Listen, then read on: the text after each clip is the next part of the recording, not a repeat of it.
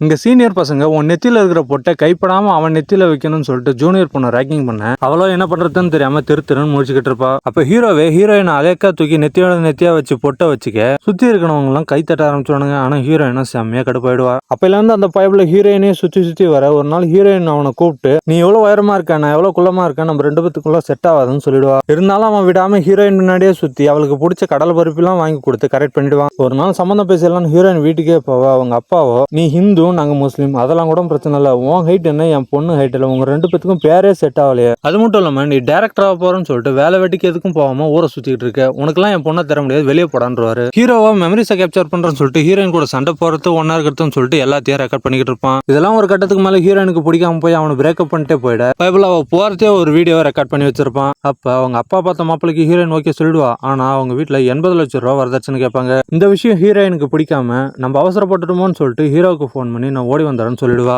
இவனும் சந்தோஷப்பட்டு கார்லாம் எடுத்துட்டு போய் அவளை கூப்பிட்டு வந்துற. அப்ப இவங்க டீ குடிக்கும் போது ஹீரோயின் பர்ஸ்ல ஒரு சேஃப்டி யூஸ் பண்ண மாதிரி வச்சிருந்திருப்பா. அதை பார்த்த ஹீரோவை நம்ம கூட ரிலேஷன்ஷிப்ல இருந்த மாதிரி கட்டிக்கு போறவங்க கூட ரிலேஷன்ஷிப்ல இருந்திருப்பான்னு சந்தேகப்பட்டு டீ குடிச்சிட்டு இருந்த ஹீரோயின் கிட்ட உனக்கு அவங்க கூட தானே பெட்டர் ஷேர் பண்ண பிடிச்சிருக்குன்னு கேட்ட.